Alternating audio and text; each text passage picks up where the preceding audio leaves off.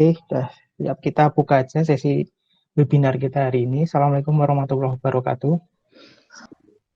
Hari ini, Alhamdulillah, Vising Universitas Peradaban kembali bisa menyelenggarakan webinar berikutnya, atau lebih tepatnya sesi kedua dari seri webinar nasional 2020 dengan topik hubungan internasional pada era new normal, di mana pada hari ini sesi webinar kali ini akan mengangkat tema kerjasama internasional dan hubungan ekonomi antar negara di era new normal pasca pandemi COVID, ataupun lebih tepatnya ketika masa COVID ini masih berlanjut hingga nanti gambaran bagaimana setelah masa COVID ini berakhir ataupun di era new normal saat ini. Kita kedatangan 3 pemateri dari Universitas Peradaban, ada 2, yaitu Bu Rafika dan Pak Fatoni. Beliau punya keahlian di bidang kerjasama, organisasi, diplomasi, dan ekonomi internasional. Dan ada satu pemateri kita dari Universitas Muhammadiyah Makassar, sekaligus dosen juga di Sekolah Tinggi Ilmu Administrasi Primabone, itu Bu Andia Midya Resti Duyanti, atau lebih dikenal dengan Bu Midya. Nah, nanti kalau ada peserta yang mau tanya, mau ditujukan ke Bu Midya, ya langsung nanti bisa ngomong ke Bu Midya, Bu Rafika, atau Pak Fatoni nanti. Nah, untuk pemaparan materi pertama kita hari ini akan disampaikan oleh Bu Rafika Arsyad dengan judul Kerjasama Internasional dan Hubungan Ekonomi Antar Negara di Era New Normal. Untuk presentasi akan dioperasikan sendiri atau lewat saya, Bu Vivi? Mungkin dari Pak Sigit saja ya. Oke, nanti saya operasikan dari sini PPT-nya. Waktu dan tempat saya persilahkan. Oke, Assalamualaikum warahmatullahi wabarakatuh semuanya. Senang ya bisa bertemu kembali, apalagi dengan ini Bu Andi Mitya. Terima kasih ya atas kesediaannya. Beliau ini kalau boleh saya sedikit cerita, itu adalah teman satu angkatan saya dulu waktu dari kuliah S1 hingga S2 gitu ya. Nah, beliau juga expert nih, saya bilang expert di bidang Moon gitu ya, apa model United Nation dan model sidang lainnya. Mungkin nanti Bu Amitia bersedia ya untuk jadi guest kita lagi di acara selanjutnya terkait dengan simulasi sidang ya untuk mahasiswa kami. Baiklah, di sini pada dasarnya saya hanya ingin sharing saja tentang opini saya terkait dengan COVID-19 maupun dengan isu-isu new normal ya. Oh ya, di sini sebelumnya saya minta maaf kalau misalkan nanti ada sendat-sendat dalam saya menyampaikan materi ya, karena malu mungkin sinyal terkadang tidak bersahabat. Dan kemudian mungkin kalau misalkan di sini nanti saya ada salah ucap ya, karena saya sering salah ucap nih antara new normal dengan istilah new era dan lain sebagainya, karena di sini temanya juga di era new normal, jadi agak-agak rancu terkadang gitu. Nah, oke, pada dasarnya juga di sini judulnya saya nggak ada judul pasti ya tentang apa yang ingin saya sampaikan. Di sini adalah yang saya tampilkan di sini adalah tema kita hari ini yang jelas. Semoga dari apa yang saya sampaikan ini bisa memberikan sedikit gambaran terkait dengan bagaimana Indonesia, bagaimana situasi kita, bagaimana hubungan internasional pada masa new normal ini. Oke, baiklah, new slide ya, Pak Sigit. Oke, di sini sebelum masuk ke pembahasan materi, saya akan sedikit menyampaikan sebenarnya apa sih yang dimaksud dengan new normal. Di sini new normal is normal, but you can't expect things to stay the same. Ini masalahnya banyak orang yang beranggapan bahwa new normal itu seakan-akan normal gitu. Padahal sebenarnya ini sangatlah berbeda. Bedanya di mana? Ya, berbeda karena pada dasarnya definisi dari new normal itu merupakan sebuah adaptasi dari kehidupan kondisi yang baru ya, dengan kehidupan yang telah terdampak dengan adanya fenomena pandemi COVID-19. Ya, di mana masyarakat nanti secara luas ya harus lebih menekankan pada protokol kesehatan yang pada dasarnya Dahulu memang sudah ada, namun karena semacam terlupakan dan dianggap tidak perlu dilakukan, maka mereka tidak melakukannya. Nah, pada masa new normal ini, protokol kesehatan itu yang dulu terlupakan, itu harus dilakukan. Contohnya adalah saat kita ingin masuk ke ruangan tertentu, kita harus cuci tangan terlebih dahulu, kita bepergian harus memakai masker, dan lain sebagainya. Itu adalah yang kita maksud dengan new normal. Dan juga kita juga ada istilahnya social distancing, kemudian ada physical distancing, dan lain sebagainya. Itu harus tetap diperhatikan. Oke, next slide. So, nah, selanjutnya di sini juga saya tampilkan sedikit urgensi tentang kerjasama internasional. Kenapa di masa new normal ini ataupun pasca isu COVID-19, kerjasama internasional juga perlu untuk dilakukan, karena di sini pada dasarnya ada isu-isu tradisional yang kemudian dianggap itu agak bergeser ya menjadi isu-isu non tradisional. Di sini kita anggap saja ada semacam ancaman keamanan dari isu-isu tradisional beralih ke isu-isu non tradisional atau kontemporer yang dulunya bersifat militer, kemudian perang dan damai. Sekarang kita dihadapkan pada masa baru yang mana ancaman itu adalah ancaman-ancaman biologis, dalam artian musuh kita tidak bisa kita lihat secara kasat mata. Ya, kalau misalkan sekarang jelas ada isu pandemi, kemudian dulu-dulu ada isu Ebola dan lain sebagainya. Itu adalah isu-isu non tradisional. Selanjutnya, ini juga ada tantangan untuk penyeimbangkan antara isu-isu pelanggaran HAM dengan isu-isu keseluruhan HAM secara keseluruhan ya. Ini pada pertemuan sesi pertama ini sudah sangat dibahas secara mendalam dan menyeluruh, di mana pada era new normal, pada masa pasca COVID ini terdapat isu HAM yang ternyata di dalamnya cukup kompleks, ada overlapping seperti itu, semacam perbenturan ya, tarik menarik antara apakah ini isu untuk pembunuhan HAM ataukah ini memang untuk perlindungan HAM ya. Jadi tentang di sini ada tantangan untuk menyeimbangkan antara isu-isu HAM tersebut supaya memang bisa menyeluruh mengcoverage semua kepentingan HAM tersebut. Selanjutnya, ada muncul permasalahan global yang berdampak erat pada isu SDGs. Nah, ini jelas berdampak ya, bahwa pada dasarnya isu-isu pandemik itu berkaitan erat dengan isu SDGs, terutama dengan isu lingkungan hidup. Dulu saat kita belum muncul ya, belum dihadapkan dengan isu COVID ini, banyak sekali polusi udara yang ya tingkatannya tinggi di berbagai negara. Bahkan di Jakarta pun sangat pekat gitu udara polusinya itu. Dengan adanya COVID dia datang ke Indonesia kemudian ditetapkan sebagai pandemik secara internasional, maka muncul berbagai kebijakan ini akhirnya berdampak pada isu-isu lingkungan hidup. Itulah yang mengapa saya katakan dengan munculnya permasalahan global yang berdampak erat pada isu SDGs. Nah, dengan ini juga pada dasarnya mempersiapkan negara-negara untuk mulai mempersiapkan diri lebih baik untuk menghadapi musuh ya, dalam tanda kutip di sini adalah musuh yang sekiranya dia datang bersamaan. Dalam tanda kutip bersamaan itu adalah kalau misalkan isu tradisional itu jelas musuhnya satu gitu ya, dua gitu. Nah, kalau isu yang ini pandemik itu maksudnya bersamaan adalah satu isu, tapi dia bisa berdampak pada berbagai macam lini kehidupan seperti ekonomi, politik, sosial, budaya, bahkan lingkungan. Nah, di sini maka negara harus mulai fokus ya, mau mulai fokus pada isu-isu non tradisional tersebut untuk bisa lebih baik dalam menyiapkan kebijakan nantinya.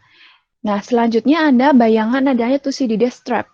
Ini kalau anak-anak HI, ya saya rasa paham ya siapa itu Thucydides juga.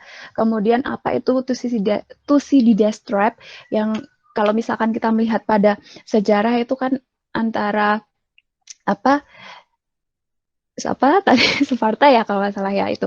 Jadi itu sih di Destrap ini adalah kalau yang masa sekarang ini adalah menguatnya isu ancaman perang antara AS Amerika Serikat dengan China atau Tiongkok.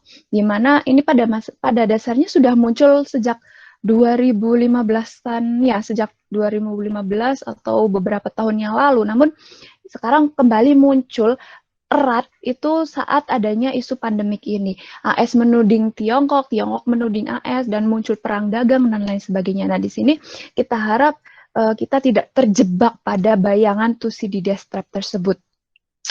Selanjutnya, ada beberapa pelajaran baru dalam tanda kutip lagi dari fenomena pandemik ini. Saya ambil cukup 2 saja dari perspektif saya, tapi saya rasa memang akan ada banyak lagi.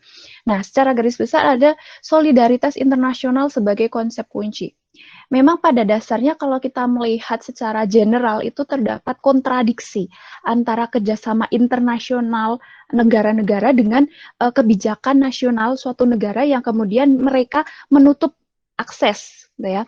Jadi di sini kalau kemarin ada ibarat kata Italia menutup diri, menutup lockdown dan lain sebagainya. Kemudian di China mereka kemudian melockdown satu wilayah karena dia menjadi basis dari munculnya pandemik dan lain sebagainya. Kemudian ada pembatasan penerbangan itu kalau kemudian dikaitkan dengan solidaritas internasional sebagai konsep kunci ini memang ada kontradiksi. Namun pada dasarnya isu COVID ini tidak bisa kita selesaikan dengan sendiri-sendiri karena kita tidak bisa menyelesaikan masalah ini sendiri. Kita butuh namanya alat kesehatan, kita butuh vaksin, dan butuh juga informasi exchange information dari berbagai negara yang sudah terlebih dahulu mengetahui tentang virus ini. Ya itulah kenapa kemudian solidaritas internasional menjadi konsep kunci untuk bisa menyelesaikan masalah tersebut. Nggak ada yang bisa menyelesaikannya sendiri ya, karena ya itu tadi. Selanjutnya ada kesadaran bahwa tidak ada pola one size fits all. Dalam artian kalau misalkan secara sederhana itu kalau kita pakai baju ya pakai ukuran kita sendiri. Kita tidak bisa mengenakan baju ukuran bapak kita, adik kita, mbak-mbak kita atau lain sebagainya. Jadi yang saya katakan di sini bahwa misal kata di satu negara sudah melakukan lockdown, maka apakah lockdown itu bisa 100% diterapkan di Indonesia? Saya rasa tidak bisa 100% karena kebutuhan dari satu negara dengan negara lain itu akan berbeda satu dengan lainnya. Baiklah, selanjutnya di sini ada istilah middle power. Kenapa saya sebut sebagai middle power? Ya, karena Indonesia belum bisa disebut sebagai negara maju maupun negara terbelakang dunia ketiga dalam tanda kutip. Oke, Indonesia sebagai middle power di sini saya teringat dari ibaratnya pernyataan dari mantan presiden kita Bapak Susilo Bambang Yudhoyono yang mengatakan bahwa di sini ada middle and smaller powers too can help lock the major powers into this durable architecture through a variety of instruments. Jadi di sini Indonesia sebagai middle power dia dikatakan bisa memiliki berbagai macam opsi yang luas. Dia bisa melakukan berbagai macam pilihan ya untuk menghadapi suatu situasi tertentu. Indonesia tidak perlu kemudian terlalu fokus pada bagaimana nanti kita bla bla bla gitu. Kita cukup melakukan berbagai macam hal sekapasitas kita sebagai middle power. Kita tidak ada tanggung jawab yang terlalu berat seperti halnya negara great power ya, seperti China maupun Amerika Serikat yang mana mereka sudah dikatakan sebagai great power dan memiliki tanggung jawab yang sangat berat, lebih berat daripada tanggung jawab dari negara-negara middle power maupun dunia ketiga lainnya. Nah, di sini ada beberapa hal yang bisa saya soroti Indonesia sebagai middle power di masa new normal ini. Saya hampir ngomong new era ya. Nah, di sini dari beberapa forum yang pernah saya ikuti, saya mendapatkan pengetahuan baru, saya simpulkan bahwa ada peluang bagi Indonesia untuk memberikan suara pada isu revitalisasi pada berbagai macam organisasi internasional seperti halnya Dewan Keamanan PBB, Majelis Umum PBB, kemudian WTO dan lain sebagainya. Di sini Indonesia memiliki peranan itu.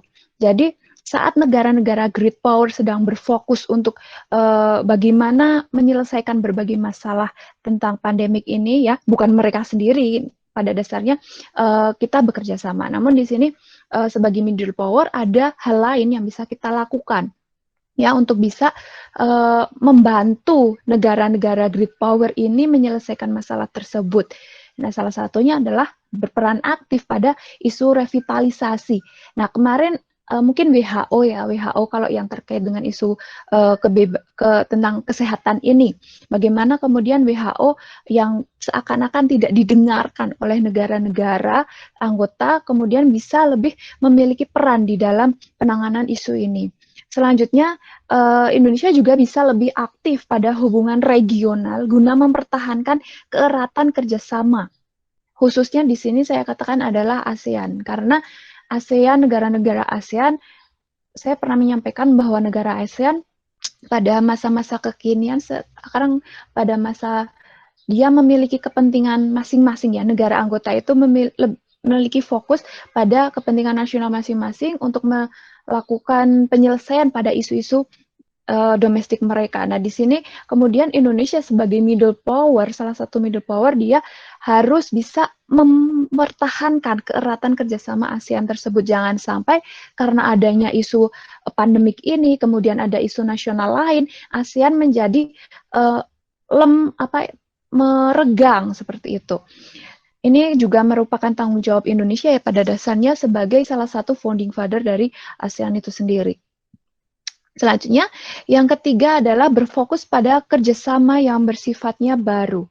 Kembali pada tadi yang di slide awal bahwa kita memiliki adanya ancaman pergeseran isu, ya, antara isu human security kepada isu-isu yang bersifatnya kembalik. Jadi isu-isu tradisional menuju isu-isu yang sifatnya baru, dari isu tradisional security menuju human security. Ya, di sini yang dimaksud dengan traditional security itu salah satunya ada drug trafficking, kemudian terorisme dan lain sebagainya. Itu merupakan isu yang penting untuk tetap kita fokuskan. Namun juga ada fokus baru yang perlu kita tekankan di sini, ya. Ini semacam isu pandemik, isu-isu natural disaster, isu-isu kesehatan maupun isu-isu bencana alam lainnya. Itu menjadi fokus kerjasama yang sifatnya baru dan mana ini perlu untuk diberikan fokus juga. Jadi ada satu pelajaran baru, ya, untuk kita sebagai middle power, khususnya Indonesia, itu untuk bisa melakukan hubungan kerjasama multilateral maupun bilateral atau yang lainnya, itu berfokus pada dua hal itu. Jangan sampai kita terlenakan karena sekarang ada isu baru, akhirnya kita mengikuti isu itu tanpa memperhatikan isu-isu tradisional lain, gitu. Selanjutnya, ya, ini saya rasa ini adalah slide terakhir dari saya, ya. Apa yang bisa kita lakukan? Di sini saya katakan ada dua hal, namun mungkin bisa kita diskusikan lagi, ya. Ini ada dua hal utama. Yang pertama adalah penguatan koalisi domestik. Yang saya maksud dengan penguatan koalisi domestik di sini adalah berdasar pada foreign policy begins at home, ya. Jadi kita menguatkan kondisi internal Indonesia terlebih dahulu yang kemudian bisa berdampak pada foreign policy kita di era new normal. Di sini saya tekankan karena apa? Sejak adanya isu pandemik di Indonesia mengalami banyak sekali fluktuasi ke hubungan sosial. Banyak kemudian berita hoax yang berselebaran tentang isu pandemik, kemudian juga ada yang awal-awal dulu ada isu macam rasisme, ya, bahwa oh Cina, kemudian oh mereka orang dari luar negeri yang kemudian memunculkan berbagai macam negatif thoughts, gitu, ya. Yang kemudian pada dasarnya masyarakat di sini harus berpikir positif melihat isu-isu tersebut, bahwa kita harus tetap berpikir positif, kita tidak harus kemudian terlalu panik juga, ya, karena itu juga akan berdampak pada berbagai hal lainnya. Nah, penguatan koalisi domestik ini juga pada dasarnya ada beberapa aktor yang berperan. Di sini ada peran antar para pemegang kuasa.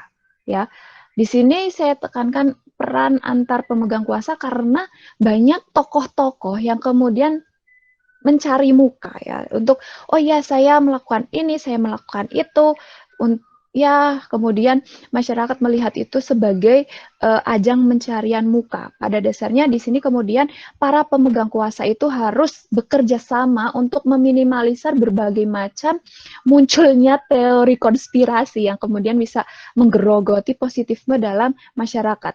Selanjutnya ada pembuat kebijakan, yakni pemerintah juga. Di sini juga ada peran masyarakat. Jadi tiga tokoh ini harus dikuatkan untuk bisa bersatu menguatkan akar ya dari Indonesia. Bagaimana kita menyelesaikan isu COVID maupun kita melakukan kegiatan-kegiatan pada masa era new normal dalam konteks hubungan internasional.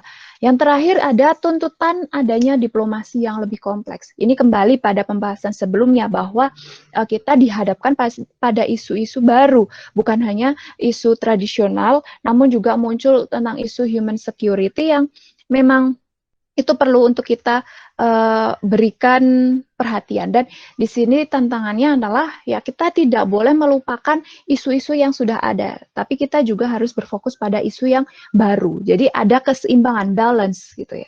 Oke, itu saja yang mungkin bisa saya sampaikan. Mungkin untuk lebih jelasnya nanti pembicara selanjutnya bisa lebih wow gitu ya. Ini saya memberikan pemaparan secara general. Kalau ada pertanyaan bisa nanti kita diskusikan. Ada yang mau kita ya diskusikan aja ya, nggak usah debat. Oke, terima kasih Bapak Moderator. Oke, terima kasih Bu Vivi atas pemaparan materinya. Cukup padat. Dari sedikit saya sekalian merangkum saja bahwa apa yang telah disampaikan Bu Vivi, terjadi pergeseran isu dalam ranah hubungan internasional atau dalam studi hubungan internasional dari isu-isu tradisional semacam perang, damai, ke isu-isu non-tradisional. Dalam hal ini tentunya kaitannya dengan bencana pandemi ataupun isu new normal ini adalah isu-isu kesehatan tentunya, kesehatan dan juga virologi dan biologi juga di situ, termasuk yang pada kenyataannya adanya isu tersebut telah membawa dampak ke seluruh lini kehidupan umat manusia. Oleh karena itu perlu adanya penanggulangan gitu kan. Tadi ada pembelajaran juga dari yang disampaikan Bu Vivi bahwa saat ini negara-negara di dunia sedang diuji solidaritasnya gitu kan.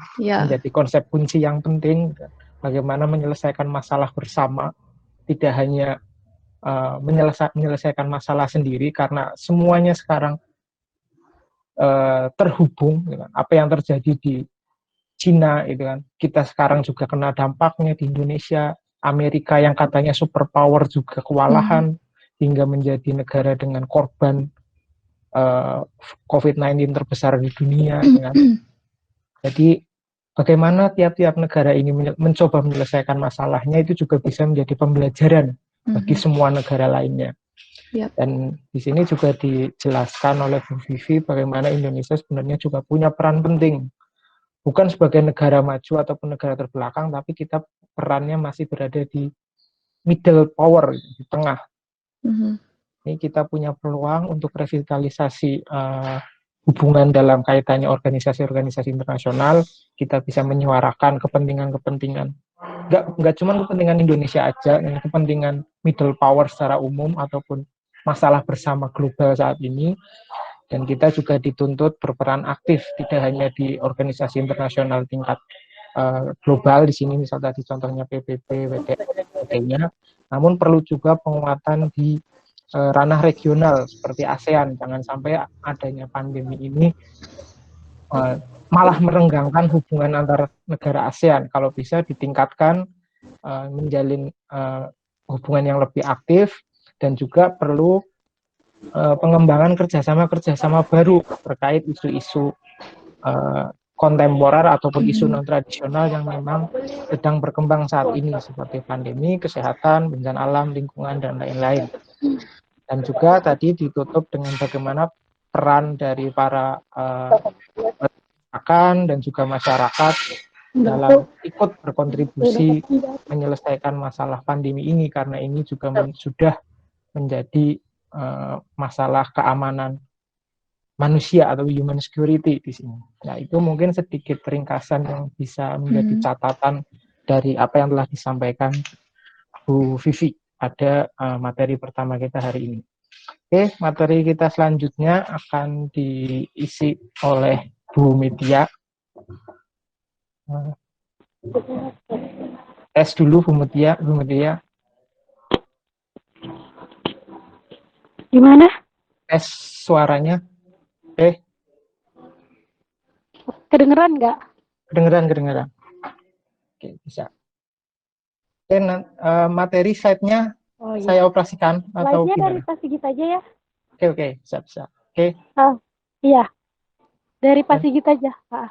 Bisa. Oke, waktu dan tempat untuk pemateri kedua, Bu Media, saya persilahkan.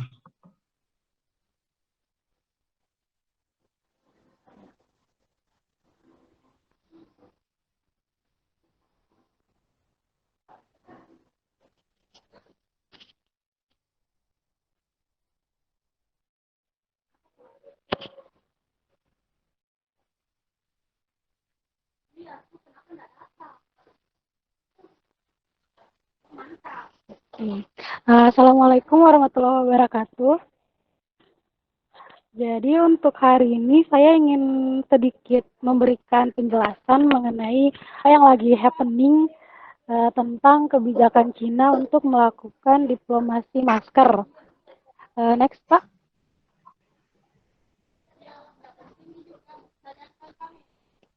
Nah, jadi sebenarnya apa sih yang dimaksud dengan diplomasi masker itu?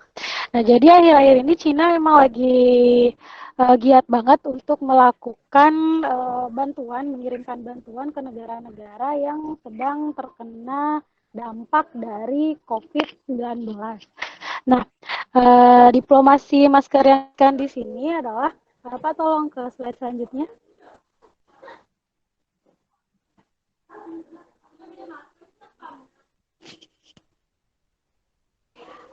Pak Sigit tolong ke slide selanjutnya.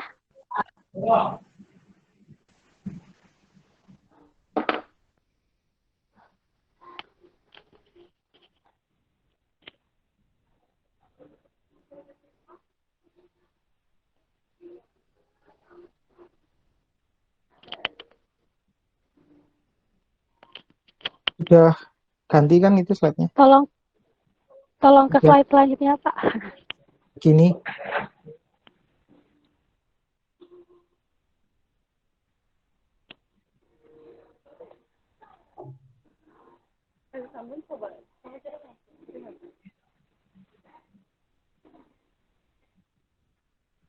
Halo, Bu Mutia.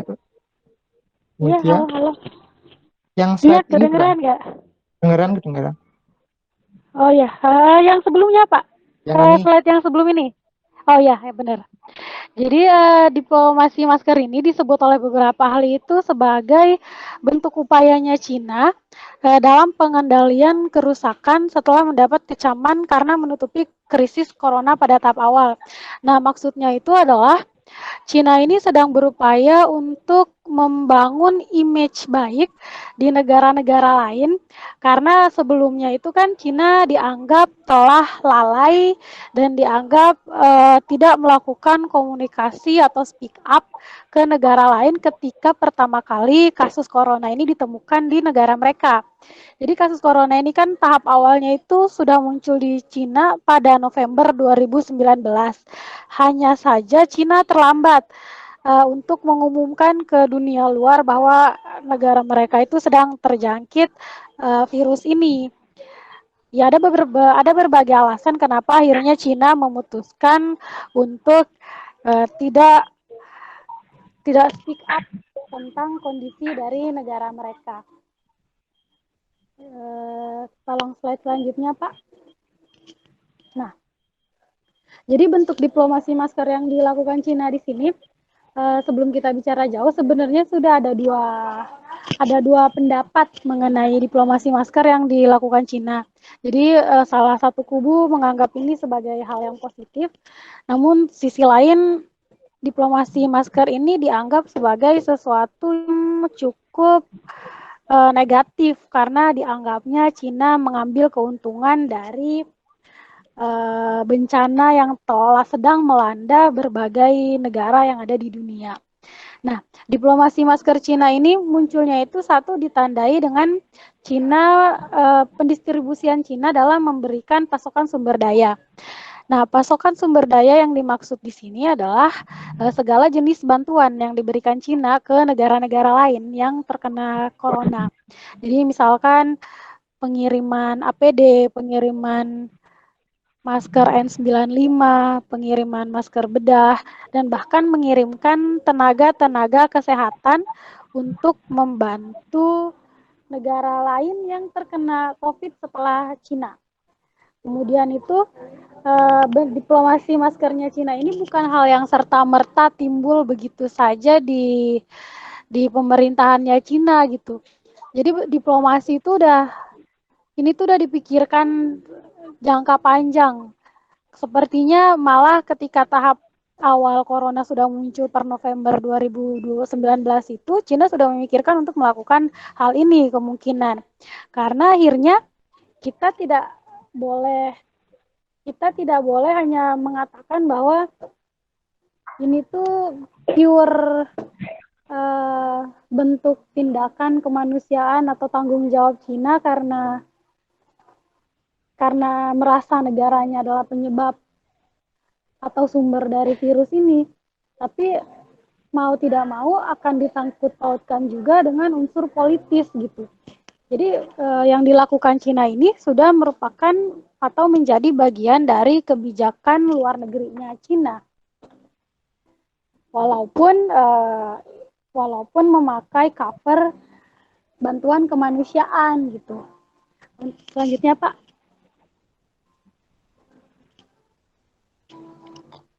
Nah, untuk negara-negara yang mendapatkan bantuan Cina atau yang menjadi bagian dari Cina dalam melakukan upaya diplomasi maskernya itu ada Asia. Nah, di Asia itu kita ada Malaysia, Indonesia, Thailand, Pakistan, dan Filipina. Jadi negara-negara itu mendapatkan bantuan dari Cina. Nah, di Eropa juga kan ada Italia, kemudian ada Amerika Selatan, ada Afrika, terus apalagi ya, Cekoslovakia, Spanyol juga mendapat bantuan dari Cina, Hungaria dan juga dan juga semua negara-negara ini memang pada awalnya menerima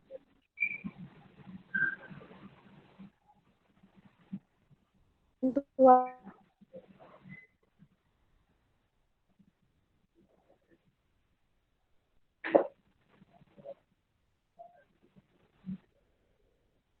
ya Pak. Selanjutnya. Slide selanjutnya Pak, tolong. Udah. Nah, saya sebenarnya istilah ini tuh istilah yang saya temukan ketika saya menonton serial Game of Thrones. Dan saya itu merasanya istilah Chaos is a ladder ini sangat cocok untuk kemudian dikaitkan dengan kondisi Cina saat ini, dengan kebijakan Cina untuk melakukan diplomasi masker. Jadi memang benar menjadi pemimpin dari untuk teori Chaos ladder ala Game of Thrones ini sebenarnya memang ditekankan memang gampang ketika kita menjadi pemimpin negara ketika negara itu sedang tidak bermasalah.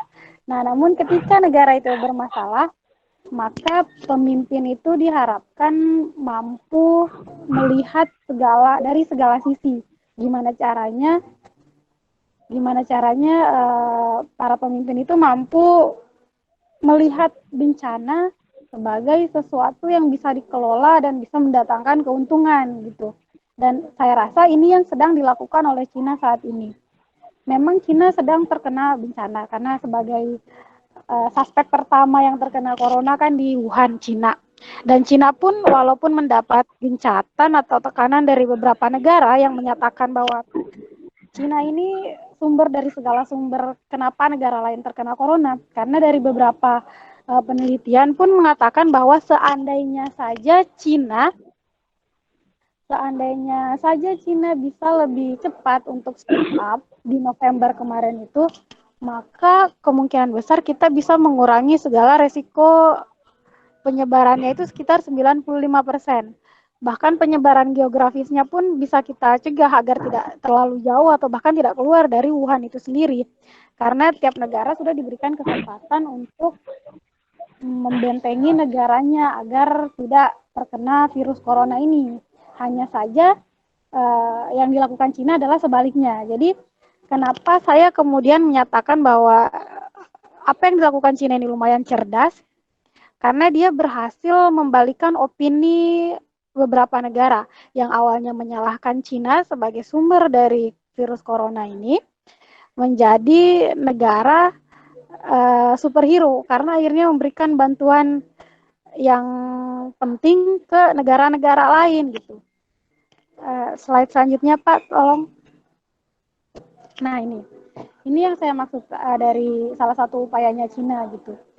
Jadi Cina itu berusaha untuk membentuk opini Asia karena pada waktu awalnya melakukan diplomasi masker di negara Italia gagal.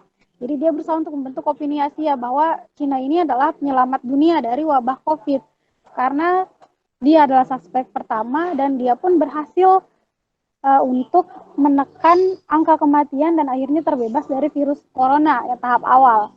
Nah, kemudian juga walaupun mungkin Cina ini betul-betul bersalah 100%, misalkan kita menganggapnya seperti itu, Asia Tenggara pun saya rasa tidak terlalu berani untuk langsung pointing fingers gitu ke Cina, nunjuk langsung Cina atau mengkritik Cina karena pasar kita ini yang di Asia Tenggara masih bergantung sama Cina. Investasi Cina juga lumayan besar pengaruhnya di kita gitu.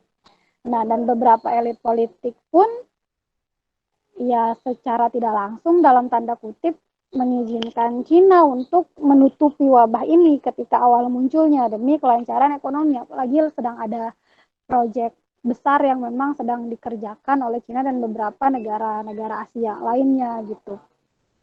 Salah satu contohnya mungkin bisa dipindahkan ke slide selanjutnya Pak. Nah, ini salah satu yang dilakukan Cina itu untuk memperbaiki citranya, yaitu Cina tuh mulai meningkatkan kritiknya terhadap Amerika. Jadi Cina itu sudah berani untuk menyatakan langsung dan tidak langsung melalui apa yang dilakukannya itu bahwa Amerika itu tidak jauh lebih baik daripada Cina. Kenapa? Karena kami ini Cina misalkan, kami ini agresif dalam menangani virus corona ini. Kami cepat mengambil langkah, kami berani untuk melockdown dan mematikan segala jenis tindakan ekonomi di negara kami untuk menyelamatkan negara kami dari wabah ini. Berbeda dengan Amerika yang kesannya masih agak ragu-ragu untuk melakukan total lockdown seperti yang dilakukan oleh Cina. Dan langkah yang dilakukan Cina itu memang berhasil dan akhirnya mempengaruhi beberapa negara untuk mengikuti apa yang sudah dilakukan Cina untuk menangani kasus ini. Termasuk mungkin kemarin Indonesia juga kita sempat ramai untuk mengusulkan pemerintah agar kita melakukan total lockdown. Walaupun akhirnya mungkin pemerintah kita lebih memilih untuk melakukan PSBB, tidak total lockdown. Nah, dari tindakannya ini pula, walaupun mungkin ada unsur politisnya, Cina itu berhasil memberikan image bahwa mereka ada itu memang untuk menolong. Karena segala sesuatu yang mereka lakukan akhirnya bisa dijadikan contoh oleh negara-negara yang terjangkiti virus corona ini kemudian gitu. Dan kemudian Cina juga melakukan reframing terhadap segala kebijakannya dalam penanganan COVID. Maksudnya reframing ini yang pada awalnya Cina menutup, ingin menyelesaikan sendiri, tidak speak up ke negara-negara lain. Akhirnya Cina membalikan, bikin image baru dengan cepat. Ketika dia sudah merasa negaranya lumayan aman dari COVID, Cina pun gerak cepat untuk melakukan bantuan ke negara-negara lain yang akhirnya kan negara lain yang memang sedang dalam kebingungan dan tidak siap untuk menghadapi wabah ini memang menganggap bahwa Cina ini sedang berpikir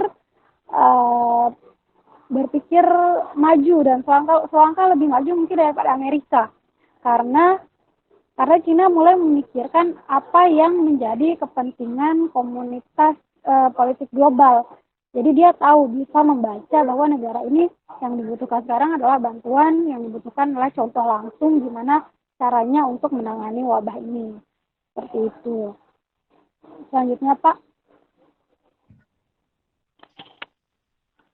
Nah, ini diplomasi masker ini walaupun mungkin bisa dikatakan berhasil untuk di Asia, tapi ada kegagalannya juga. Contoh bentuk kegagalannya itu adalah ketika Cina mengirimkan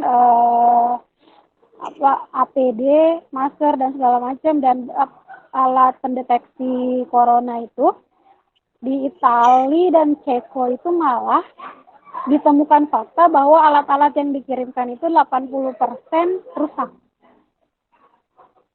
Jadi yang awalnya mungkin ingin memberikan kesan bahwa mereka peduli, malah yang didapatkan oleh Cina adalah sebaliknya, karena yang dikirimkan itu 80%-nya rusak.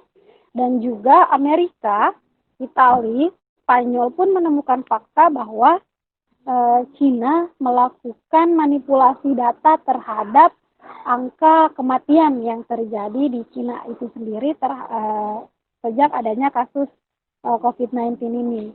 Jadi Cina itu dianggap sebenarnya terlalu membesar-besarkan apa yang sedang terjadi gitu di Cina. Padahal sebenarnya data kematiannya tidak sebesar itu. Dan juga Amerika masih tetap di pendirian utamanya bahwa Cina ini adalah troublemaker, dia adalah sumber dari penyakit ini. Kenapa ini bisa menyebarkan negara lain? Maka itu adalah kesalahan dari Cina. Karena dokter, saya lupa namanya dokter siapa, tapi dokter yang pertama kali speak up dan mengatakan tentang penyakit ini kan akhirnya pun dibungkam oleh pemerintah Cina dan akhirnya pun media stop untuk memberitakan tentang dokter ini. Namun diplomasi ini berhasil di negara-negara Asia lainnya. Jadi Indonesia berhasil. Di Filipina pun bahkan Duterte sangat memuji Cina. Presiden Duterte sangat memuji Cina.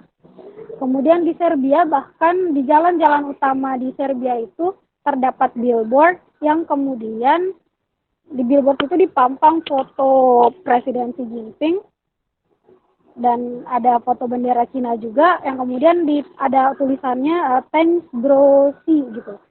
Presiden Serbia mengucapkan terima kasih kepada Presiden Cina karena bisa dengan cepat dan tanggap menolong negara-negara yang terjangkit seperti itu. Nah, tapi pada akhirnya tetap ada dua opsi terhadap masker. Tetap ada dua opsi terhadap apa yang dilakukan Cina ini. Ada dua opini gitu. Ada yang menganggap ini sebagai sesuatu yang positif, namun sisi lain, kalau saya sih melihatnya ini sebagai langkah cerdas Presiden Cina, langkah cerdas dari Cina karena akhirnya bisa membalikan fakta dan keadaan gitu. Dia bisa mencari celah gimana caranya dia bisa muncul sebagai yang utama di panggung politik global, karena akhirnya Amerika dalam penanganan kasus ini akhirnya terkesannya kan lambat. Nah, Cina ini sangat agresif. Cuman di sisi lain ya tanpa harus melupakan bahwa memang sumber dari corona ini aspek pertamanya memang ada di Wuhan, salah satu provinsi di China. Begitu. Jadi saya rasa cukup sekian penjelasan saya mengenai diplomasi masker dan pro kontranya yang terjadi di Cina. Nanti kalau misalkan ada yang bisa mau ditanyakan, monggo langsung ditanyakan saja. Terima kasih. Oke, terima kasih Bu Mitya atas pemaparan materinya yang menarik. Di Bu Mitya ini langsung ambil salah satu contoh real dari kerjasama ataupun dalam hal ini dilakukan oleh Cina kepada beberapa negara-negara di dunia, gitu kan, dengan model diplomasi masker ala Cina. Ini Cina berupaya, awal upayanya adalah ingin membalikan opini bagaimana Cina ini menjadi dalam tanda kutip biang masalah pandemi global dunia saat ini, dan ingin muncul sebagai hero, gitu, penyelamat dari bencana pandemi yang sedang terjadi. Apa yang dilakukan Cina, dia dengan mengirim bantuannya dari alat pelindung diri, masker bedah, masker N95, gitu kan, alat-alat uji lab untuk identifikasi kasus COVID-19.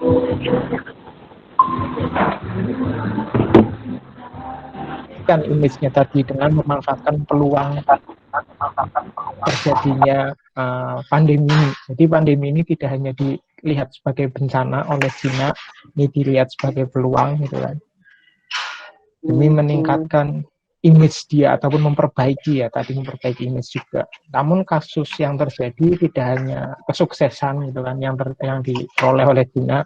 Beberapa kasus, misal tadi dijelaskan Bu Nitya, apa yang terjadi di Ceko, alat-alat yang dikirimkan ternyata cacat, tidak mendeteksi kasus dengan benar, gitu kan. Namun di sisi lain di Asia, apa yang dilakukan Cina melalui diplomasi masker ini bisa dianggap sukses. Bagaimana tadi disebutkan Duterte juga sangat memuji Cina, gitu kan. Dan bagaimana negara-negara lain di Asia kebanyakan juga melihat Cina ini tidak bisa dijadikan musuh untuk saat ini. Apalagi negara Asia Tenggara, mengingat pasar investasi yang mayoritas masih dikuasai oleh Cina. Jadi itu sedikit poin dari apa yang telah disampaikan Bu Nitya. Selanjutnya nanti bisa untuk didiskusikan, para peserta menyiapkan pertanyaan sambil kita mendengarkan materi yang disampaikan oleh pemateri ketiga kita hari ini, Bapak Fatoni. Cek dulu Pak Fatoni. Ya. Oke. Tes. Halo. Oke. Di slide saya operasikan dari sini. Ya. Dari Pak Sigit saja. Oke. Untuk waktu dan tempat saya persilahkan pada Pak Fatoni. Oke, terima kasih Pak Sigit. Assalamualaikum warahmatullahi wabarakatuh. Waalaikumsalam. Ya, hari ini saya mau menyampaikan materi tentang bipolarisasi kerjasama ekonomi internasional di masa pandemi COVID-19 dan new normal. Yang dimana saya mengangkat sebuah studi kasus, yaitu tentang perdagangan medis global di masa pandemi dan new normal nantinya. Next slide. Nah, hari ini wisdom talk kita adalah tentang membahas janganlah harta itu beredar di antara orang-orang kaya, ya, di antara kamu saja. Yang saya ambil dari surat Al-Hasyr ayat 7 dari Al-Quran. Kenapa ini jadi wisdom talk? Pembahasannya akan saya sampaikan di slide berikutnya. Silakan Pak Sigit, next slide. Nah, jadi kita tahu bahwa kehadiran pandemi COVID-19 ini telah memaksa semua negara menghentikan kegiatan ekspor impor, ya. Jadi semua kegiatan ekspor impor harus berhenti supaya bisa meminimalisir penyebaran virusnya, kecuali yang masih berlangsung, alat medis, itu berikut mencakup APD, masker, sanitizer, dan lain-lain. Kemudian obat-obatan, lalu yang ketiga adalah pangan, buah, dan rempah. Ini adalah produk yang masih boleh ekspor impor di seluruh dunia. Nah, next. Next slide, Pak Sigit. Nah, saya ambil studi kasus permintaan alat medis di Indonesia. Ini data yang saya dapatkan dari rapat terbatas Kementerian Kesehatan ya pada bulan Maret 2020. Jadi di data ini, kalau peserta melihat jumlah kebutuhan alat medis di Indonesia dalam penanganan COVID itu mencapai 1 miliar paket. Oke, 1 miliar paket untuk penanganan jangka waktu 2 bulan. Untuk bulan April dan bulan Mei kemarin, kebutuhannya 1 miliar paket alat medis. Nah, next slide. Jadi ini menjadi sebuah pertanyaan bahwa kenyataannya di lapangan, harga-harga barang terkait kesehatan atau yang saya sebut dengan goods related health ini, seperti masker, APD, sanitizer, sampai ventilator dan vitamin, itu barangnya mahal, harganya selangit. Lalu alasan yang disampaikan para pedagang yang jual alat-alat ini adalah barangnya langka. Apakah benar karena langka? Ketika ternyata bahwa banyak produsen lokal yang kemudian bikin masker, bikin APD dan sebagainya, tapi malah produk mereka ditolak. Seperti itu. Jadi ini kan menimbulkan pertanyaan, kenapa? Nah, lalu siapa yang paling diuntungkan dari keadaan ini? Itu yang menjadi concern saya yang saya angkat dalam pembahasan kita siang hari ini. Next slide. Nah, saya menemukan bahwa jadi baru bulan Mei kemarin ya WTO itu merilis data produk ekspor kesehatan dalam penanganan COVID-19 yang buat saya pribadi ini bikin kaget. Yang pertama apa? Bahwa sejak awal pandemi global ya, mulai bulan Januari sampai Maret, Jerman, Amerika, Swiss, 3 negara ini menyuplai 35% produk kesehatan global. Jadi mereka yang nyuplai 35%. 3 negara. Oke. Nah, kok bisa 3 negara ini menyetir suplai 35% produk kesehatan global dalam penanganan COVID-19. Next slide.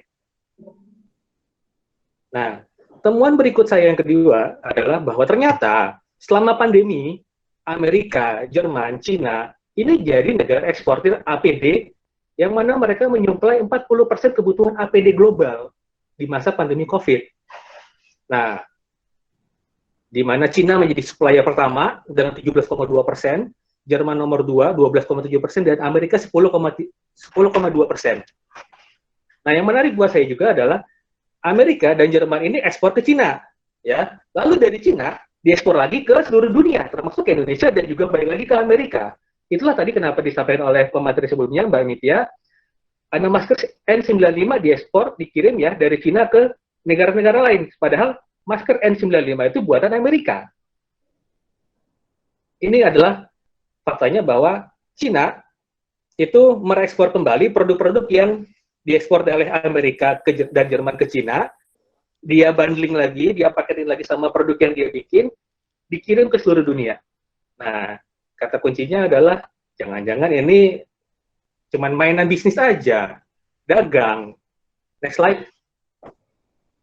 Nah, selain itu juga WTO menyebutkan bahwa Cina merupakan negara eksportir masker, face mask ya bahasa Inggrisnya, terbesar tahun 2019, yang mana Cina, satu negara, menyuplai 25% produk masker global, diikuti oleh Jerman dan Amerika. Ini artinya, kalau tadi Mbak Mitya sempat menyebutkan diplomasi masker, jangan-jangan Cina ini lagi berencana meningkatkan ya porsi supply-nya dari 25% menjadi sekian puluh persen di tahun 2020. Jadi 2019 saja Cina sudah menyuplai 25% produk masker ke seluruh dunia. Gimana nanti tahun 2020, laporannya akan seperti apa? Akan lebih meningkat tentunya. Lewat bantuan-bantuan yang disebut oleh Mbak Mitya. Lalu WTO juga menyebutkan bahwa Singapura, Amerika, Belanda, dan Cina 4 negara eksportir ventilator global, yang mana 4 negara ini menyuplai 54% ventilator dunia. Bayangin, 4 negara menyuplai 54% ventilator dunia.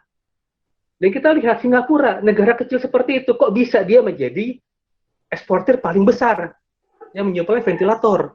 Padahal Singapura itu punya apa sih? Nah, maka menjadi sebuah pertanyaan seperti itu. Next slide.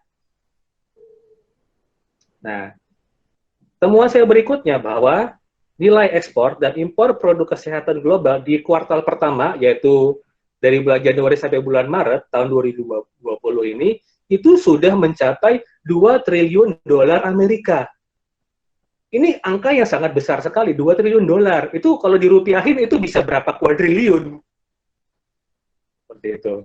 Lalu juga nilai produk kesehatan yang dikategorikan langka dan kritikal, ini mencakup ventilator, antibiotik, vitamin, dalam upaya penanganan COVID-19, dalam 1 kuartal kemarin, bulan Januari sampai bulan Maret 2020, itu sudah mencapai 597 miliar dolar Amerika.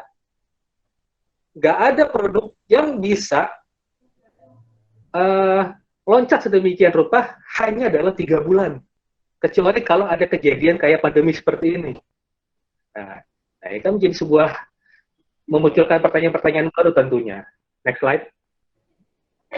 Nah, temuan saya berikutnya bahwa ternyata rata-rata negara most favored nation, termasuk Indonesia, Malaysia, dan sebagainya, itu mengenakan tarif 4,8% untuk produk-produk medis terkait COVID-19 dari negara-negara anggota WTO. Yang mana ini, pajak ini, tarif ini, itu jauh lebih rendah dari semua produk non-pertanian yang biasanya lebih besar dari 7,6%. Nah, saya menampilkan data di gambar ini ya. Ada jumlah negara yang mengenakan pajaknya berapa, negara X mengenakan pajak berapa, dan sebagainya. Intinya adalah pajak impor itu rendah dari pajak semua produk non-pertanian yang masuk ke suatu negara. Next slide. Nah, dari temuan saya tentang perihal pajak yang rendah ini, ya, terhadap produk medis terkait COVID-19, sebetulnya produk-produk tersebut sebetulnya murah. Terus kenapa di Indonesia masih mahal sampai sekarang malah? Itu menjadi sebuah pertanyaan yang sangat besar. Kenapa di Indonesia masih mahal padahal barang impor ini pajaknya udah rendah segala macam, tapi di Indonesia kenapa masih mahal? Next slide. Nah, jawabannya jangan-jangan ada upaya perluasan perang dagang ya pada produk medis terkait penanganan COVID-19 di Indonesia antara produk Cina dan produk Amerika. Apa buktinya? Next slide. Nah, ini saya mau sedikit cerita pengalaman pribadi saya. Jadi saya sempat menjadi produsen APD. Jadi produk APD seperti dari Cina itu dia punya produk APD terbuat dari bahan yang disebut dengan spunbond, polipropen. Bahan ini biasanya yang dibuat untuk bikin tas goodie bag yang buat seminar-seminar ya. Itu namanya bahan spunbond. Nah, bahan spunbond ini beredar di pasar lokal, sehingga produsen lokal, termasuk saya juga waktu itu berebutan bahan, guna rame-rame bikin APD. Lalu setelah 1 bulan, itu sekitar bulan April, beredar di media sosial, baik WhatsApp maupun Instagram, bahwa bahan yang berkualitas untuk bikin APD itu adalah bahan Tipex, yang bahan ini berasal dari Amerika. Nah, persoalannya, bahan Tipex ini nggak ada di Indonesia. Nah, next slide. Karena nggak ada di Indonesia, selanjutnya muncul beredar anjuran dari Kementerian Kesehatan Indonesia, yang itu dibuat dalam buku panduan, bahwa standar APD yang memenuhi syarat adalah terbuat dari 1, spunbond, non-woven, dan kedua, Tipex. Nah, masalahnya, baik Tipex maupun spunbond non-woven ini nggak diproduksi oleh pabrik tekstil lokal. Mau nggak mau harus impor. Pilihan impornya cuma dari 2 negara, pilih Cina atau pilih Amerika. Kalau dari Cina berarti bahan spunbond non-woven, kalau Amerika berarti bahan Tipex. Nah, ini menjawab pertanyaan pertama saya, kenapa barang-barang medis di Indonesia ini tetap rasanya pertama langka, yang kedua mahal. Sekalipun kalau kita cek di Tokopedia, Bukalapak, dan sebagainya, produsen lokal itu pada banting harga. APD-APD itu dijual murah. Dijual 30.000 lah, 50.000. Tapi yang bahan Tipex, bahan yang spunbond non-woven, itu masih di atas 200.000. Nah, ini ada apa gitu kan? Next slide. Nah, saya ambil dari buku panduan Kementerian Kesehatan, di bagian yang saya tandai merah, itu adalah untuk bikin APD, di situ disebutkan material yang disyaratkan adalah non-woven ya, termasuk Tipex. Ini artinya Kementerian Kesehatan sendiri hanya merestui baju APD yang terbuat dari bahan impor tadi, bahan spunbond non-woven sama bahan Tipex. Bahan pabrikan lokal nggak diterima. Next slide. Nah, selain APD, kita masuk ke persaingan masker sekarang. Ya. Jadi ternyata antara produk Cina, Amerika, sama produk lokal ini saingan. Yang perlu diketahui pertama bahwa masker N95 itu adalah produknya 3M dari Amerika. masker KN95 itu adalah produknya Cina. Ingat beda loh antara N95 sama KN95. Lalu masker Sensi ini adalah produknya Indonesia yang kita banyak berdarah di Indomaret, Alfamart. Next slide. Nah, di buku panduan Kementerian Kesehatan hanya menyebutkan produk yang layak sebagai masker itu hanya N95. N95 itu berarti produknya dari mana? Amerika. Jadi sudah ada semacam frame bahwa mau nggak mau, ya para tenaga medis itu nggak bisa pakai produk lokal, harus pakai produk impor. Mau nggak mau. Next slide. Nah, di sini saya tampilkan perbedaan produknya dan harganya. Masker Sensi ya, yang buatan Indonesia itu harganya cuma 260.000 per box. Masker N95 yang dari Amerika itu harganya 1.800.000 per box. Lalu masker KN dari Cina itu harganya 1.300.000 per box. Kalau yang masker Sensi 260.000 ini isinya 50 piece, yang N95 1.800.000 isinya cuma 10 piece. KN95 1.300.000 juga 10 piece. Nah, ini menunjukkan adanya kompetisi dagang antara Indonesia, Amerika, sama Cina. Masalahnya, dilemanya, pemerintah kita itu nggak berpihak sama produk lokal. Apa masalahnya yang ingin dicari sih dari pemerintah kita? Next slide. Nah, ternyata pemerintah kita nggak berpihak pada produk lokal karena dua hal ini. Pemerintah kita pengen dapat investasi dari Cina, ya. Yang kedua, juga pengen dapat investasi dari Amerika. Dan ini yang menjadi national interest Indonesia saat ini di pemerintahnya sekarang, intinya adalah bagaimana caranya Indonesia bisa dapat investasi asing di tengah perang dagang dan pandemi COVID-19 ini. Itu aja yang dikejar. Jadi masalah produk lokal itu mati segala macam, ya itu biarin aja. Yang penting Indonesia dapat investasi asing, mau dari Amerika maupun dari Cina. Nah, next slide. Jadi intinya, siapa yang diuntungkan?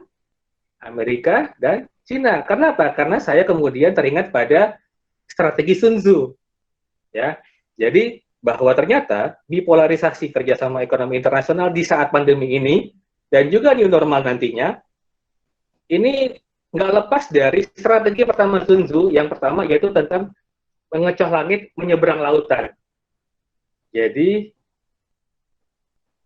strategi Sun Tzu ini hanya bisa digunakan kalau kita itu berada posisi superior. Orang bilang perang dagang, dan orang khawatir perang. Padahal kalau kita bicara siapa sih pemimpinnya, Amerika pemimpinnya siapa? Trump. Trump itu background-nya apa? Pebisnis. Kalau kita lihat Xi Jinping, background-nya apa? Sebelum jadi presiden, dia sendiri juga pebisnis sebetulnya. Jadi, ketika dua presiden ini dua orang ini naik jadi presiden, dengan mindset bisnis, intinya mereka itu ingin run the nation like a company. Ingin menjalankan negara ini seperti sebuah perusahaan.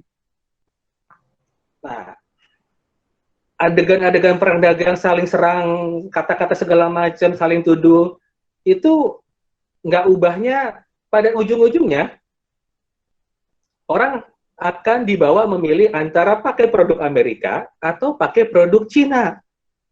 Mau yang manapun intinya mereka yang dapat untung. Nah, next slide. Nah, menurut Sun Tzu, agar strategi pertama ini bisa berhasil, perlu dua hal. Yang pertama adalah pengalih perhatian. Pengalih perhatiannya apa? Menjadi pro Amerika atau pro Cina.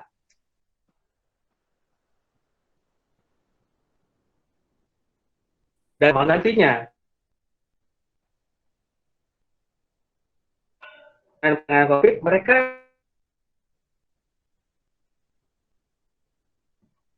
jadinya tergantung, mau tinggal pilihannya dua, mau produk Amerika atau mau produk Cina. Karena nanti akan ada imbas belakangnya. Nah, persoalannya adalah, sebagai penutup saya, next. Sebagai penutup saya, Kalau eksekusinya bagus, pemerintah kita eksekusinya bagus, Indonesia itu bisa dapat investasi dari Amerika maupun Cina sekaligus di masa new normal nanti. Tapi kalau eksekusinya buruk, ya, udah APBN kita habis buat belanja barang impor, ingat yang namanya bantuan itu pasti sekali, nggak mungkin berkali-kali. Selanjutnya beli, ibarat orang dibikin sakau ya narkoba, pertama dikasih gratis, enak, ntar udah ketagihan, apa namanya nggak ada gratisan lagi, harus beli mau nggak mau kan. Nah itu logika yang sama yang dilakukan oleh Amerika maupun Cina, dikasih bantuan gitu kan, habis itu beli bayar. Nah habis buat belanja impor alat medis, ya ternyata investasinya batal, Cina batal, Amerika batal, akhirnya Indonesia menjadi korban PHP. Indonesia rugi bandar, Amerika sama Cina sama-sama menang banyak.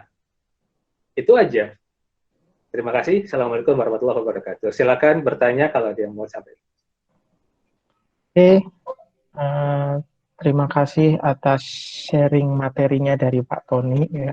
Sambil saya memberikan rangkuman dari apa yang telah disampaikan Pak Tony, para peserta bisa mulai menulis nama dan asal instansi masing-masing di kolom chat untuk sesi tanya jawab. Silakan sambil saya rangkum apa yang disampaikan oleh materi ketiga kita hari ini. Jadi apa yang telah disampaikan oleh Pak Tony pada dasarnya ingin melihat bagaimana hubungan ekonomi dalam hal ini kasus APD, alat kesehatan, masker, dan lain sebagainya itu saling berkaitan antar negara-negara di dunia.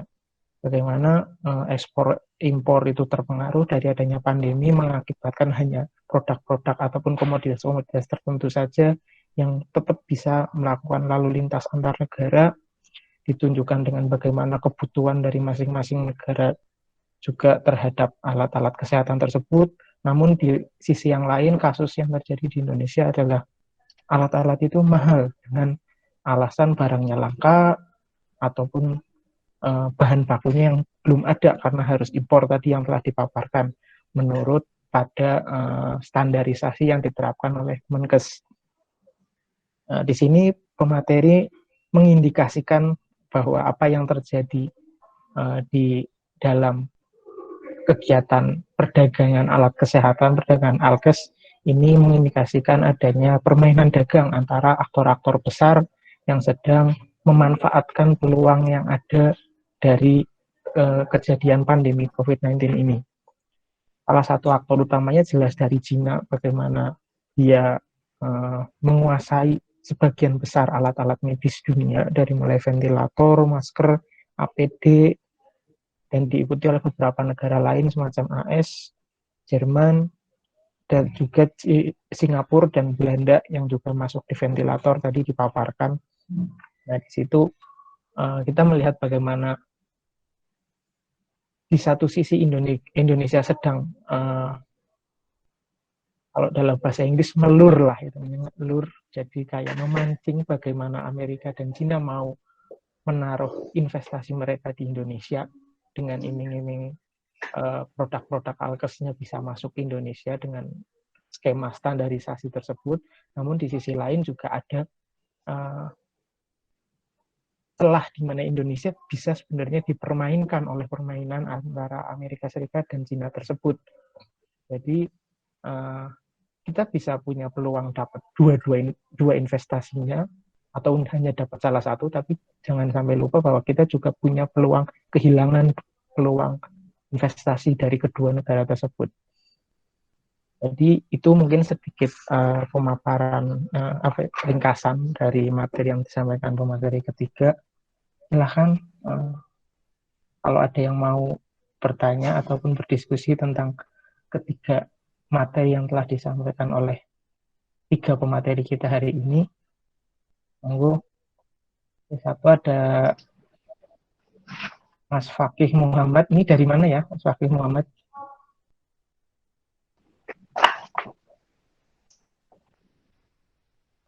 Halo. Mas Fakih, monggo silakan bisa langsung disampaikan ke pemateri yang dituju pertanyaan. Ya, Assalamualaikum warahmatullahi wabarakatuh. Assalamualaikum warahmatullahi Waalaikumsalam wabarakatuh. warahmatullahi wabarakatuh.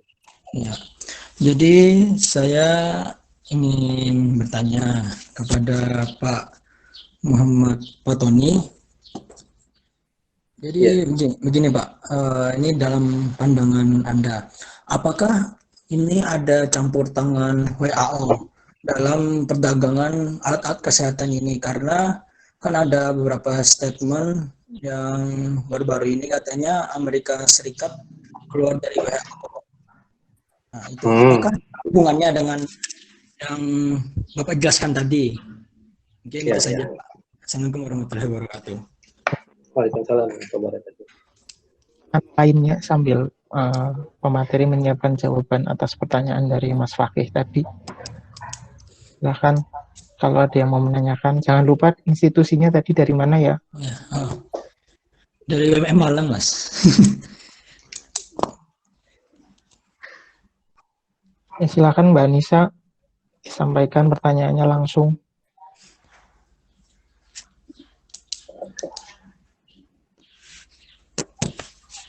Assalamualaikum warahmatullahi wabarakatuh. Waalaikumsalam. Saya mau bertanya sama Ibu Andi, kan saat ini Cina melakukan apakah salah satu strategi Cina yang lain yang berkaitan dengan pengalihan isu dari Cina itu sendiri, atau emang ya strategi untuk menangani virus tersebut? Terima kasih, Pak. Mbak Nisa mungkin bisa diulang, tadi agak putus-putus soalnya. Saat ini Cina melakukan lockdown kembali. Apakah itu salah satu strategi Cina yang berkaitan dengan pengalihan isu dari Cina sendiri, atau emang kebijakan pemerintahannya sendiri? Oke, terima kasih. Satu lagi yang mau tanya untuk sesi tanya jawab pertama kita hari ini. Monggo. Tadi Mbak Nisa dari peradaban ya. Ini Mbak Zahroul Nurulaili, silahkan disampaikan langsung saja biar interaktif. Langsung disampaikan ke siapa yang mau ditanyakan.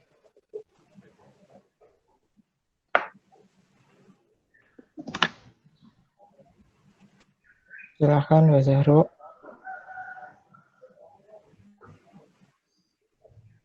Ini tadi pertanyaan ditujukan kepada siapa? Kan tadi sempat Yang Anissa tadi dari Anissa ke Bumitia. ya, yang Mbak Zahron yang terakhir itu.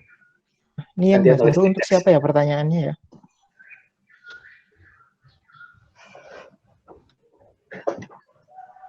Tujukan ke siapa pertanyaannya?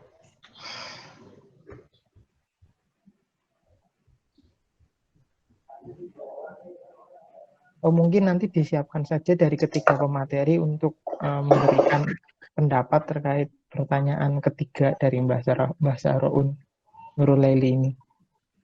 Oke, untuk pertanyaan pertama, Pak Fatoni udah bisa menjawab langsung? Ya, oke. Silahkan. Baik, untuk Mas Fakih ya, apakah ada campur tangan WHO ya? Dalam kaitannya ini. Jadi, perlu saya sampaikan bahwa Indonesia dalam banyak hal itu merujuk pada apa yang dikemukakan oleh WHO. WHO bilang A, Indonesia ikut. WHO bilang B, Indonesia ikut. WHO bilang C, Indonesia ikut. Jadi ketika WHO dalam hal ini kok kelihatannya kayak lebih berat ke Cina, ya kebijakan-kebijakannya itu, makanya kemudian Amerika keluar. Kenapa? Karena ini berkaitan dengan produk yang mau dijual oleh Amerika. Bayangkan, ya, kalau misalnya, Mas, ini seorang pedagang, saya seorang pedagang, ya, kita sama-sama jualan masker, gitu ya. Nah, lalu ada satu badan, ya, Kemenkes mengatakan bahwa produk yang boleh dipasarkan itu produk yang memiliki spesifikasi begini. Nah, kebetulan spesifikasinya itu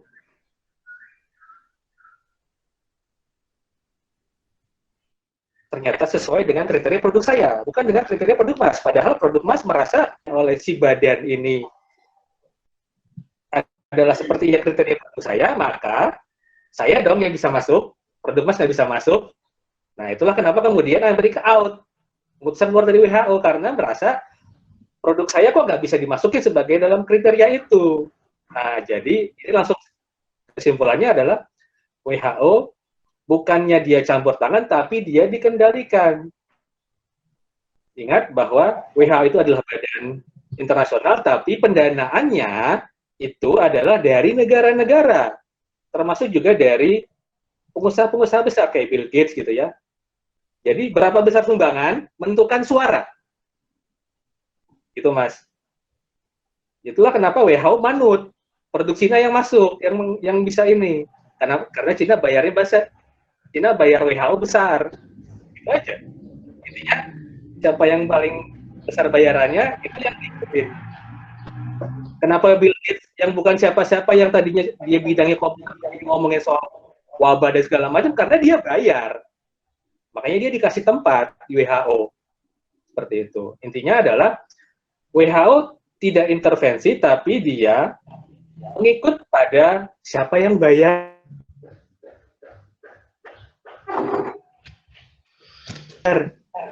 Amerika keluar, dan kemudian produknya Cina ini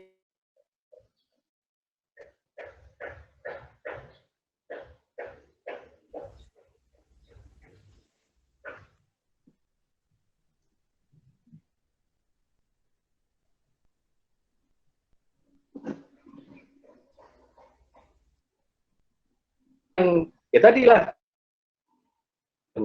Seperti itu ya Mas Syafaqi ya.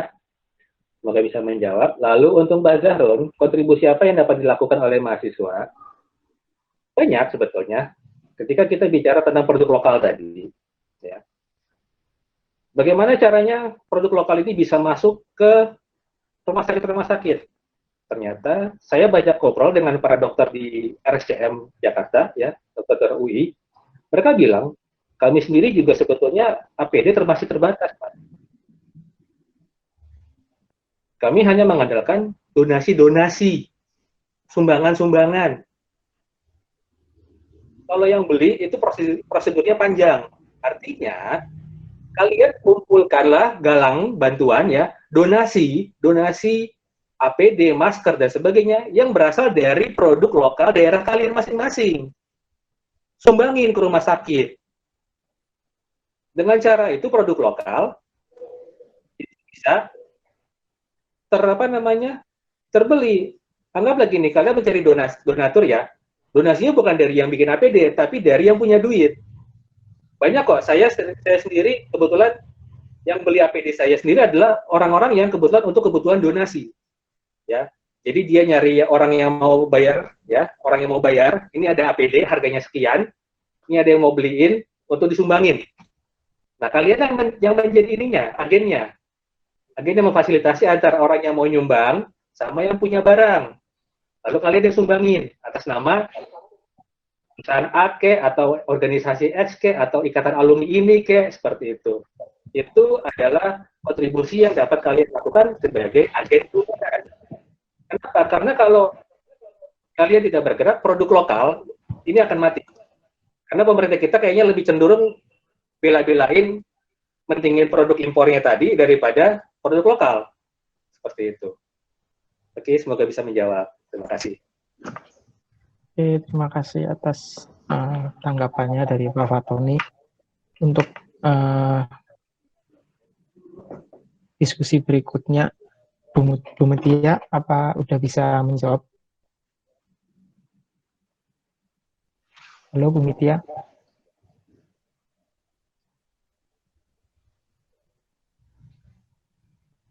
Halo. Halo, kedengeran? Iya, halo. Iya.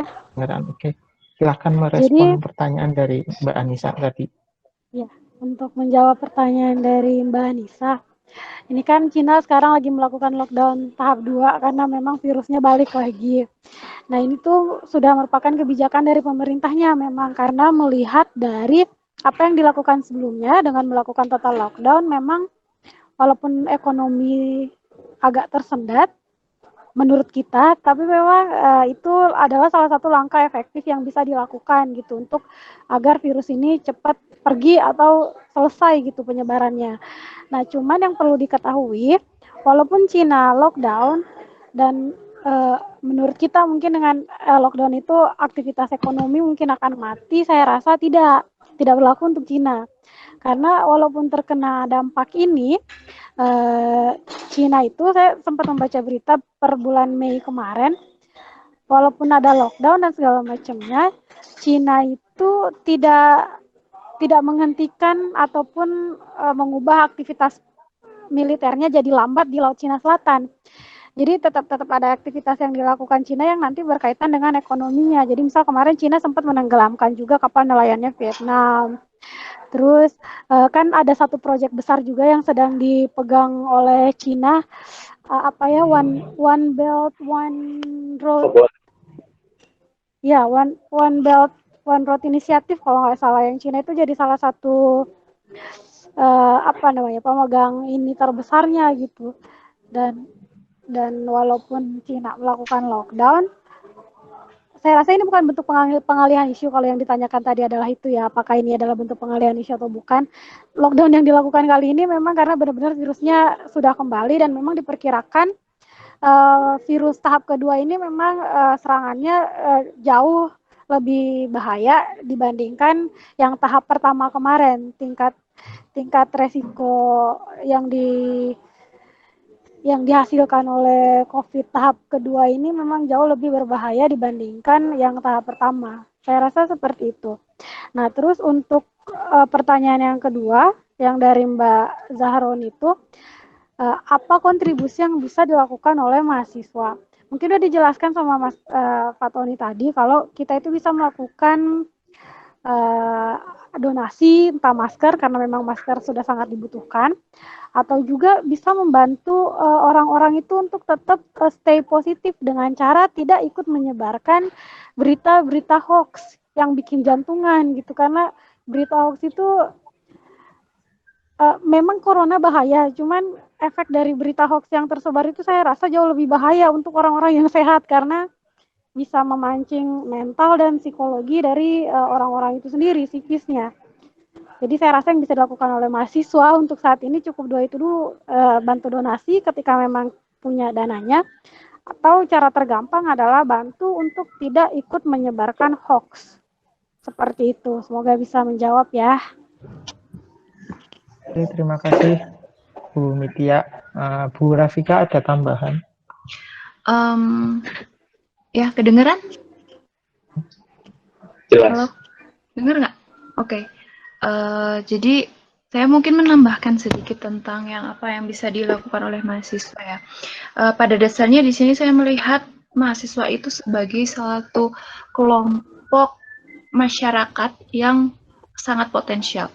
Di sini mereka memiliki banyak sekali hal yang bisa mereka lakukan. Tadi beberapa sudah disebutkan oleh Pak Fatoni dan juga Bu Mitia bahwa kita bisa melakukan berbagai macam donasi, charity ataupun hal yang lainnya. Namun di sini yang perlu saya tekankan adalah mahasiswa memiliki satu kekuatan besar untuk mengedukasi masyarakat, gitu ya.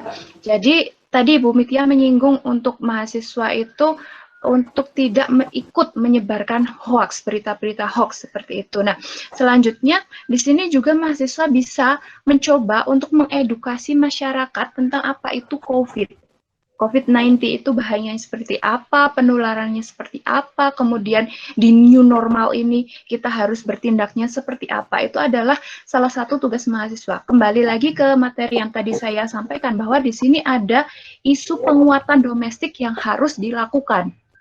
Ya, salah satunya di sini ada masyarakat. Nah, masyarakat ini bukan hanya masyarakat secara luas, namun bisa kita kerucutkan di sini ada kontribusi mahasiswa. Saya banyak melihat pemuda-pemuda ya, mereka melakukan kegiatan amal untuk membantu para sesama gitu.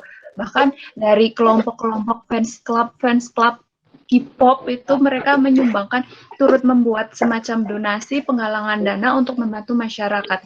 Nah, kenapa di sini tidak melakukan hal yang lain? Seperti misalnya mengedukasi masyarakat untuk menggunakan masker, menggunakan semacam protokol kesehatan dalam kehidupan sehari-hari gitu. Jadi melakukan semacam kampanye seperti itu. Jadi banyak yang bisa dilakukan oleh mahasiswa di sini ya. Salah satunya itu. Oke. Ya, saya rasa banyak lagi hal-hal lain yang bisa dilakukan karena saya yakin mahasiswa itu kreatif kok. Ya. Oke, kalian adalah agent of change dan pertahankan itu gitu. Terima kasih mungkin buat Mbak Nurul ya tadi. Ya, itu dari perspektif saya ya. Oke. Oke, terima kasih atas tanggapannya dari Bu Rafika. Kita masuk ke sesi question and answer kedua. Ini ada satu dari Mas Infan Najia dari HI Peradaban, yang kedua dari Mas Jamal dari Erlangga. Silakan kepada Mas Infan pertama untuk menyampaikan langsung ke penanya, ke pemateri, maaf Mas Bayak. Silakan Mas Infan. Iya, terima kasih. Saya sebenarnya nggak tahu tadi yang memaparkan di slide siapa ya, sepertinya Pak Fatoni ya. Saya ingin bertanya kepada yang tadi memaparkan di slide yang ada tulisan gini Pak. China sudah berani untuk mengkritik Amerika yang dianggap lalai dalam kepemimpinan global. Itu dari slide Pak Fatoni ya Pak. Iya, tadi pas diplomasi masker. Terus kaitannya dengan pertanyaannya, ada nggak sih Pak ketakutan-ketakutan para negara yang ada di dunia ini terkait dengan konflik China dan Amerika yang semakin gencar menunjukkan kekuatan negaranya? Yang sesuai di slide tadi yang pertama aku bilang, China sudah berani untuk mengkritik Amerika. Nah, dari konflik Amerika Serikat dan China kemarin juga negara-negara lain sangat terdampak, baik segi ekonomi maupun yang lainnya, Pak. Terima kasih. Oke. Selanjutnya kepada Mas Jamal, silahkan langsung disampaikan pada pemateri yang dituju. Oke, kedengaran Mas? Kedengaran, jelas. Oke, mau bertanya kepada Mas Fatoni tadi terkait trade war ya. Jadi ini baru APD dan masker. Bagaimana nanti pandangan Mas Fatoni terkait proyeksi vaksin ke depan gitu loh. Kan biasanya kalau ada virus berarti antivirusnya ini pun bisa dikapitalisasi. Nah, sementara UNER sendiri kan juga udah mencoba membuat vaksin gitu ya. Nah, nanti bagaimana keberpihakan pemerintah terhadap mungkin produsen vaksin lokal berbanding dengan adanya kontestasi vaksin yang dari luar, entah itu Amerika ataupun Cina. Itu aja pertanyaan dari saya. Terima kasih. Jamal, mungkin dua dulu ya, bisa direspon dari para pemateri terlebih dahulu. Silakan siapa yang mau merespon duluan, dari Bu Mitia atau Pak Fatoni? Iya, Pak. Oke. Jadi tadi dari siapa tadi? Mas Simpan. Ya, Mas Simpan aja. Apakah konflik antara Cina dan Amerika itu berdampak ke negara-negara lain? Saya rasa sih memang akan ada dampaknya. Mungkin bukan dampak secara langsung, tapi di ekonomi memang sudah mulai kelihatan gitu. Selain di ekonomi pun di wilayah PBB, Cina kan sekarang ini karena ya mungkin Cina harus berterima kasih karena dengan adanya pandemi ini ya, karena ini menjadi salah satu jalannya Cina untuk kemudian bisa maju dan mulai kelihatan menetapkan posisinya secara global gitu. Jadi kayak di PBB kalau misalkan Cina hanya memimpin menjadi mengetuai 4 sub dari PBB, sedangkan Amerika walaupun masih memimpin sekarang dengan menguasai 23, cuman kan dengan adanya pandemi ini, kemudian Cina sudah mulai mendapatkan banyak kepercayaan yang dianggap oleh sebagian besar masyarakat lebih mampu untuk secara tingkat leadership lebih mampu untuk maju dibandingkan Amerika. Apalagi yang memang terjadi saat ini adalah orang-orang itu memiliki emosi tidak percaya yang tinggi terhadap Presiden Amerika yang ada sekarang, yang sekarang menjabat ini. Nah, dampaknya ke negara-negara lain Ya mungkin nanti akan ada sedikit gejolak yang muncul karena memang dua negara ini kan memang adalah negara yang lumayan gencar untuk melakukan investasi di negara-negara lainnya. Hanya saja untuk Asia saat ini saya rasa kecenderungannya memang kalau memang harus memilih, saya rasa kecenderungan untuk Asia terutama Tenggara itu di tengah pandemi ini mereka mungkin kalau memang harus memilih ya mereka akan agak condong ke Cina karena yang saya omongin tadi ada memang beberapa proyek-proyek besar yang akhirnya menjadi kekhawatiran dari negara-negara selain Cina yang berada di Asia ini jika kedua negara ini akhirnya konflik. Nah, tapi dengan munculnya Cina di tengah pandemi ini sebagai superhero bagi mereka, maka mereka menganggap ancaman dari proyek besar yang kemudian nanti akan dikelola ini negara mereka akan aman karena kan ada Cina yang membantu mereka untuk menghandle semuanya. Entah nanti di belakangnya itu ada misi tertentu dari Cina atau bagaimana karena biasanya kan investasi itu ya covernya memang investasi cuman di belakangnya itu biasanya ada bentuk utang yang nantinya harus dibayar oleh negara-negara lain yang berlindung di balik salah satu dari negara berkuasa ini. Saya rasa seperti itu. Oke, terima kasih atas tanggapan dari Bu Mitya. Semoga bisa menjawab apa yang ditanyakan oleh Mas Infan tadi ya. Dan mungkin Mas Fatoni, Pak Fatoni bisa merespon untuk pertanyaan berikutnya dari Mas Jamal dari UNER. Baik. Iya. Oke. Bentar ya. Jadi begini Mas Jamal. Bisa saya katakan bahwa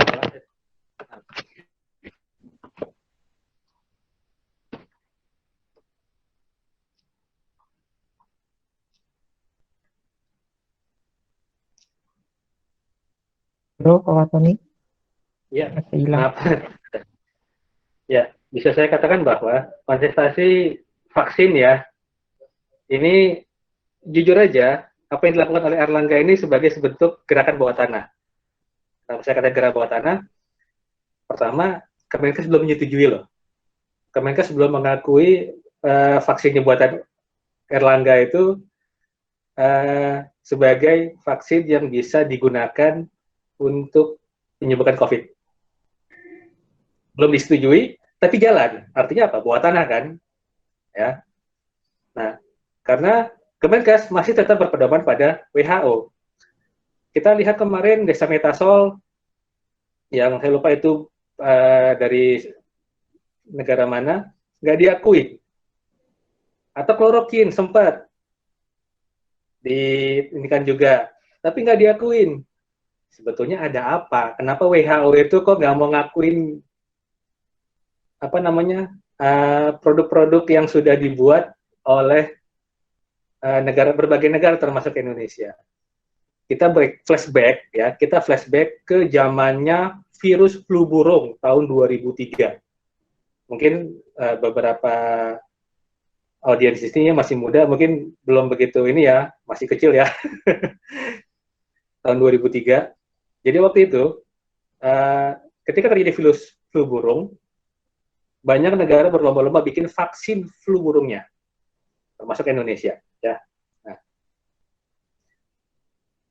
ketika negara A mengklaim, ini kita telah bikin vaksin, dan telah bisa menyembuhkan ini, gitu ya, pasien-pasien yang menderita flu burung, lalu juga ada negara lain lagi mengatakan, kami juga punya vaksin, yang juga telah menyembuhkan pasien sekian banyak.